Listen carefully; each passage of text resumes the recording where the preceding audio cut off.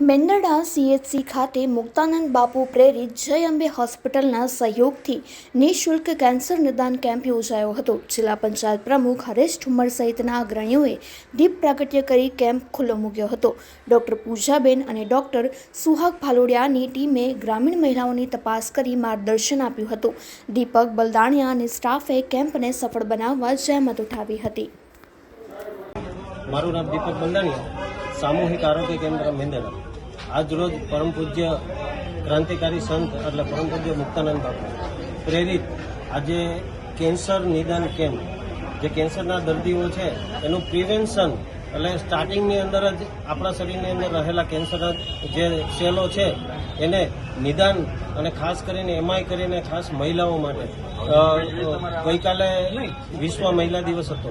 એ અંતર્ગત પરમ પૂજ્ય મુક્તાનંદ બાપુ દ્વારા આખા જૂનાગઢ જિલ્લાની અંદર 15 થી 20 જેટલા કેમ્પો કરી અને બહોળી સંખ્યાની અંદર લોકોને લાભ મળી રહે એ માટેનું આયોજન કરવામાં આવેલું છે। આ કાર્યક્રમની અંદર અમારા સામૂહિક આરોગ્ય કેન્દ્રના અધિક્ષક શ્રી સુહાગ સાહેબ ભાલોડિયા તેમજ તાલુકા હેલ્થ ઓફિસર પૂજાબેન પ્રિયદર્શની અને જેમની પ્રેરક ઉપસ્થિતિ અને હર હંમેશ લોકોના સુખાકારી માટે પ્રયત્ન કરતા અમારા જિલ્લા પંચાયતના સદસ્ય શ્રી હરેશભાઈ ઠુમ્મર નો સહયોગથી આજે સુંદર મજાનું આ કેમ્પનું આયોજન કરવામાં આવેલું છે।